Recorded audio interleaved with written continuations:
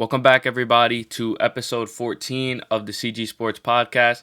Today, we're going to be doing another weekly news episode, so let's get straight into it, starting off with our NFL news.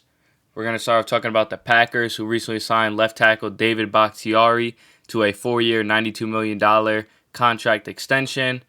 This guy has been an all-pro left tackle, and he's been protecting Aaron Rodgers for years now, and I'm glad to see him back in Green Bay for another 4 years. Great offensive tackle, good pass blocker, good run blocker. Guy gets out and makes blocks in the open field. Just a great player. So glad to see that man get another 4 years with the Packers. Next up, we had multiple QBs get hurt last week. So we have a few updates on 3 quarterbacks this week. Starting off with Matthew Stafford. He had a partially torn thumb ligament in his throwing hand, and he had negative x-rays this week and is optimistic that he will play on Sunday against the Carolina Panthers, who also have an injured quarterback in Teddy Bridgewater, who suffered minimal damage in his knee, and he has a good shot to play Sunday against the Lions as well. Next QB we got to talk about is Saints QB Drew Brees. He is going to miss multiple weeks with a rib injury. He has stated that he has multiple rib fractures and a collapsed lung on his right side. I must say it is pretty sad to see him hurt in what looks to be probably his final season. Maybe he'll go one more just to redeem himself, but I think this could be the final one for Brees. And I do believe that we are going to be seeing Taysom Hill start this Sunday, which should be interesting. Final QB we're going to cover is going to be Nick Foles. He got hurt in the final minute of the Monday Night Football game against the Vikings. He had a hip injury. His tests were extremely positive and showed no sign of a fracture, and he should be expected to play after their bye week. So that's actually some good news. Next up, we got another Carolina Panther in Christian McCaffrey. He is easily a top 3 running back in this league, but the Panthers said they are prepared for a multiple week absence for him with his shoulder injury. He will most likely be out this Sunday, as we said.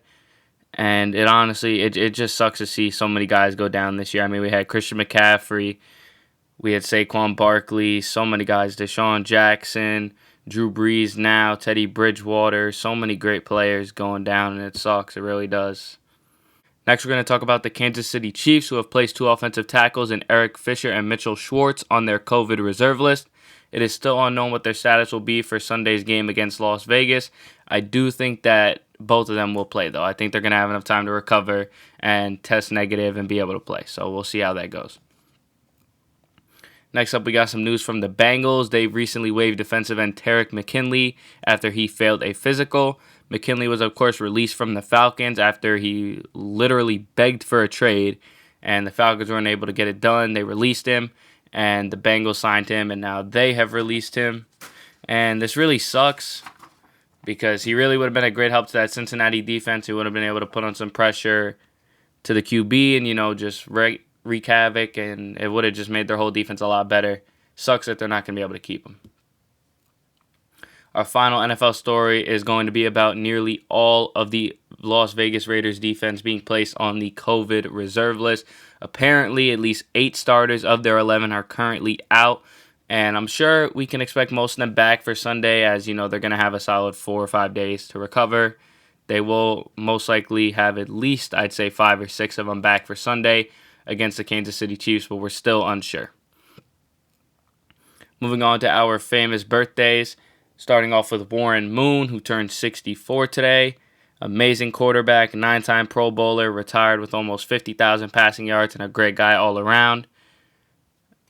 And our other 2 are going to be 2 Cardinals receivers who both turned 24 today, in Christian Kirk and Andy Isabella. Starting off with Kirk, went to Texas A&M, currently on the Cardinals, and a great number 2 receiver behind D-Hop. Andy Isabella ran track in high school, played his college ball at the University of Massachusetts, and another great player. So 2 young guys, pretty much the future of Arizona when it comes to the wide receiver position. So a happy birthday to those 2 and to Warren Moon as well. Moving on to our NBA news, we have tons of trades to cover this week, and the NBA draft is also going to be later tonight, so there could be some more. Starting off with the Brooklyn Nets, who picked up Bruce Brown from the Pistons in exchange for, I don't even know how to say his name, so I'm going to try it, but Dzanan Musa, I really don't know how to say that dude's name, and a 2021 second-round pick. Brown should be a solid bench player for the Nets, so I feel that they definitely won this trade. Dezana Musa was a pretty below average player, and of course they picked up a second round pick as well, so nothing too crazy here. I think the Nets definitely won this deal though. Next up, we're going to talk about the Lakers, who traded Danny Green and the 28th overall pick for Dennis Schroeder. This is going to be a great trade for both teams. The Lakers are going to get a new point guard to kind of replace that role that kind of Rajon Rondo and Avery Bradley were holding.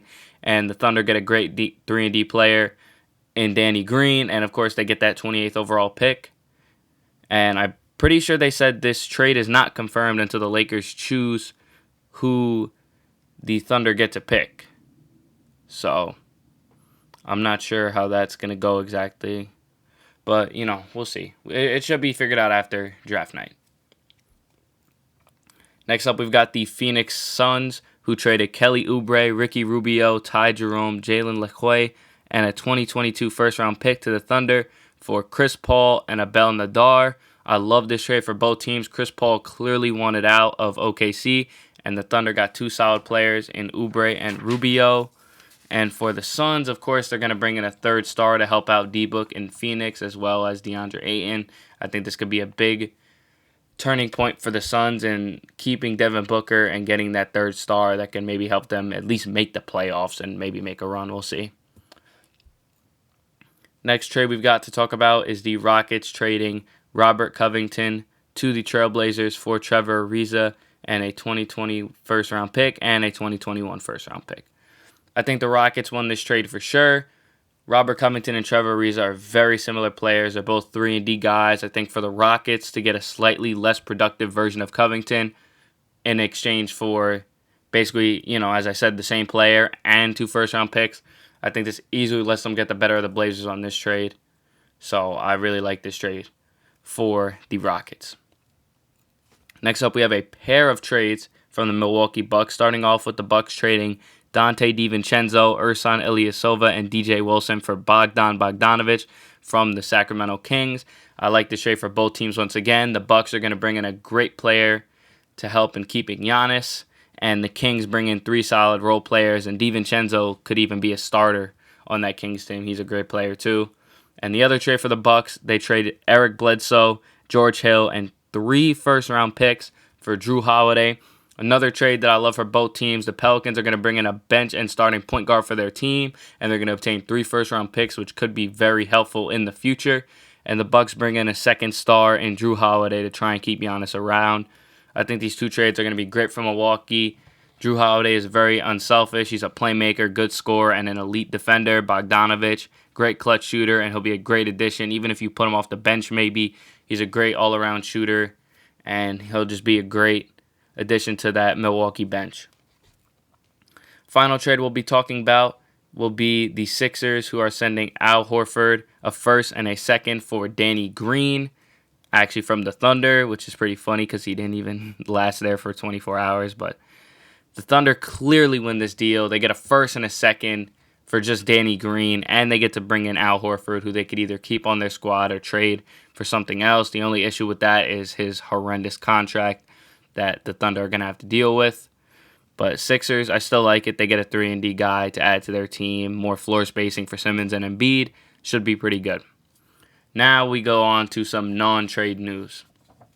Starting off with Kentavious Caldwell-Pope, who officially declined his player option today and will enter free agency.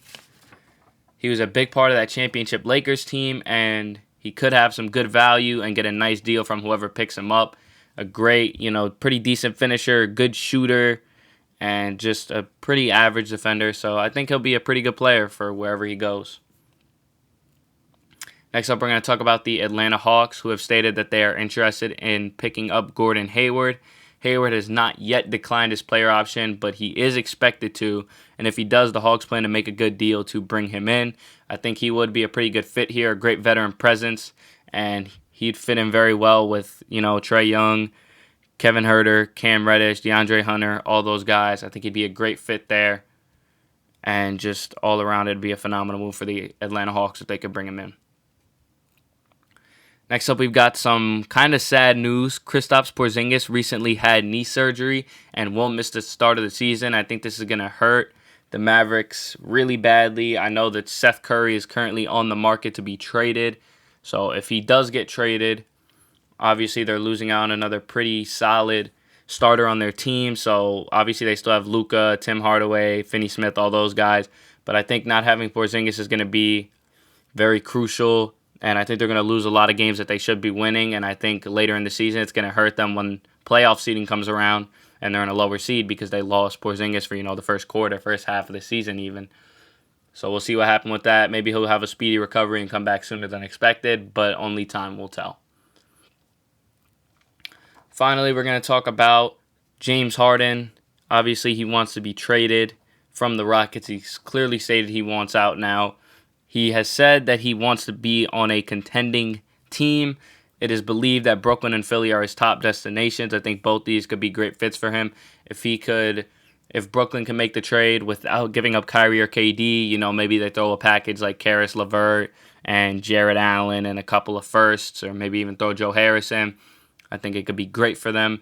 For Philly, you might have to trade one of Simmons or Embiid. I like the idea of trading Simmons and throwing in maybe a guy like Danny Green, who they just picked up, and then throwing a first and a second, or even 2 firsts to bring him in. I think both these could be great fits for him. He'd fit in very well with either team, and he'd definitely be contending for a title like he wants. Next, we're going to go over our famous birthdays, starting off with Sam Cassell, who turned 51 today.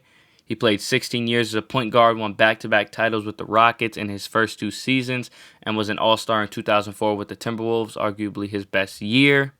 So happy 51st birthday to him. Next up, we're going to talk about our other birthday boy is going to be Jason Williams, who turned 45 today. You all know him, White Chocolate, NBA champion in 2006 with the Miami Heat. Of course, he was on that Wade and Shaq team, arguably one of the greatest passers in NBA history. More known for his time with the Kings, but, still a phenomenal player. Next, we're going to talk about this day in sports history, which takes us to 2007, when Roger Federer won back-to-back Grand Slam titles in Shanghai, China. So that is going to be your this day in sports history. And finally, we're just going to go over our predictions for last week. There was no games that were crazy upsets or things that were very surprising. So we went 10-4 on last week's pick. And that is going to do it for episode 14. Make sure you guys like, comment, subscribe. Thanks for listening. I'm going to be having the prediction video out tomorrow. So make sure you guys check that one out. And I'll see you guys in the next episode. Peace.